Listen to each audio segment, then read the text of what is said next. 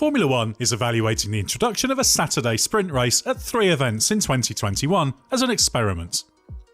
These would take place at the Canadian, Italian and Brazilian Grand Prix.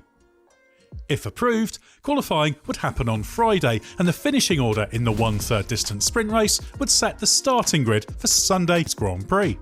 There would also be points awarded for the Saturday race for the top 8 finishers. The proposal will be discussed at a meeting of the F1 Commission, but requires a supermajority of 28 votes out of 30 across F1, the FIA and the 10 teams to go ahead this year. So if it does happen in 2021, how big an impact would it really have on the racing, the fans and F1's well-worn race weekend format? Fewer surprises, or more? In an era of Mercedes dominance, inevitably there is a hope that this change could create more variability at the front. But would it?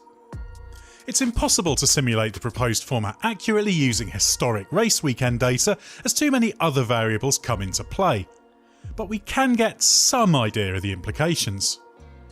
Taking the race positions of each of last season's races before the first shake-up in the form of a round of pit stops or intervention by race control, and awarding points on the basis of 12 points for a win, down to 1 for 8, gives us a very rough indicator of how this format might have played out last year in terms of points distribution. Based on hypothetical sprint race points, Bottas is much closer to Hamilton than he was in the final standings last year.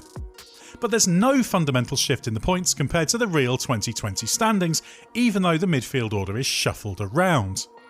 But this is only half of the impact, as there is also an effect on the grid for the Grand Prix. The average starting position based on our reimagining produces the same 3 drivers in the top 3 places and few significant changes in the order, although Verstappen's average starting position is 2.7 places lower than his real 2020 grid slots. Despite the lack of dramatic changes, many of the frontrunners do have worse average starting positions. This reflects the fact that the proposed system would mean a few more out-of-position starts on Sunday due to the increased likelihood of damage or failure occurring during a sprint race than in qualifying. But this could also lead to more conservative race drives on Saturday than we saw in the first stints of the real races last year.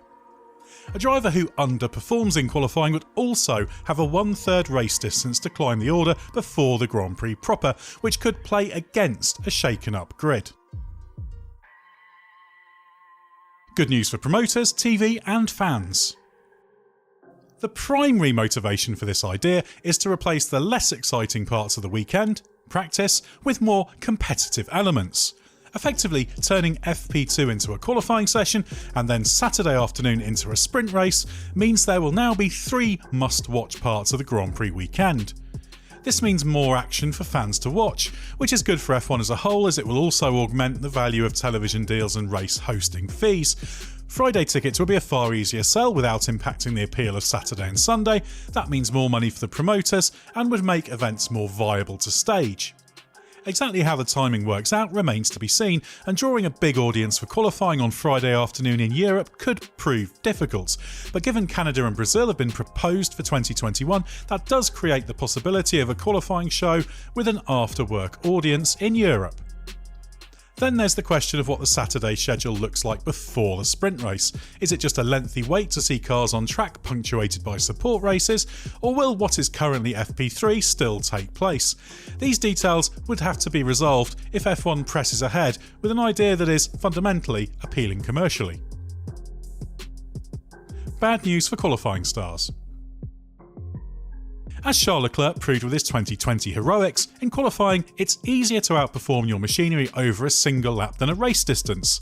If you extract 100% from your car on your lap and others underachieve, that bumps you up the grid. While Leclerc often did well at holding on to strong positions, there were also times when he fell back on Sundays. An extra 1/3 of race distance effectively gives more time for those in faster cars to make gains. But it can also create a scenario where a dogged defensive drive is more achievable, both for those who qualify well and those who make big gains on the first lap. Devaluing the Grand Prix. Sunday's race will remain the focal point of the weekend and hold the Grand Prix title, but the sprint race will reduce the focus on it thanks to points also being available. By definition, it will dilute the value of a Grand Prix race win, simply because that's no longer the sole way to score maximum points on a given day. If a sprint race win pays 12 points, that's 48% the value of a Grand Prix victory, which gives it real significance. If 2 sprint races is worth close to that of a single Grand Prix victory, then it does change the championship dynamic. While it's appealing to have a focal point on each day of the events, there is a risk that having 2 races weakens the allure of the main one. It will also cause some statistical frustration. Statistics are not the be-all and end-all, but they are useful, and the status of being a Grand Prix winner is a big deal in motorsport. Discounting the winners of the anomalous points-paying Indianapolis 500s of 1950 to 1960, only 100 drivers have won World Championship races. If sprint races happen regularly, there will be those who gain cheaper 1/3 wins. The impact on spares.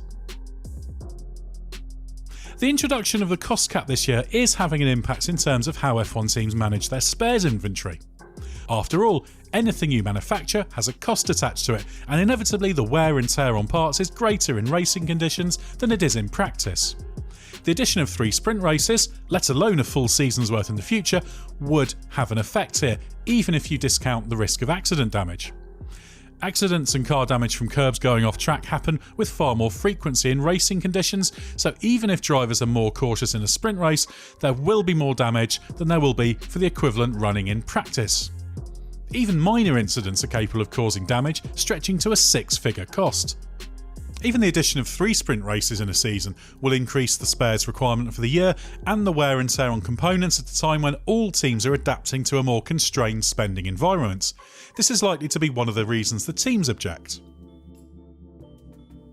Impact on free practice. FP2 is primarily about understanding long-run pace and tyre performance, but if that is scrubbed and qualifying takes place after an hour of practice, there will be no time for that until the FP3 slot. So this will focus on race simulations given low fuel, 1-lap pace will be irrelevant after the first day of the weekend.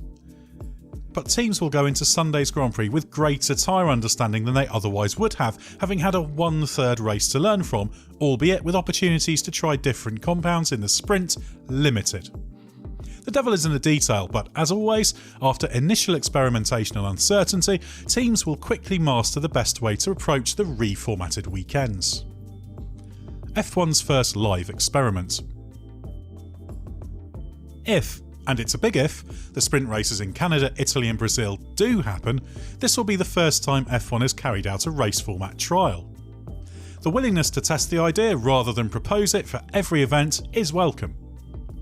Too often, F1 has had to backtrack on a change to a format during the season, as it did with aggregate qualifying sessions in 2005 and elimination qualifying in 2016, or dropped something after a single year in which it proved wildly unpopular, as it did with 2014's double points finale. Trialling the sprint race system in 3 real race weekend scenarios will create real-world test cases and allow the fans to judge it based on what happens rather than what they think will happen. Critics will argue that means an experiment could end up affecting the outcome of the World Championship battle, and it may do so.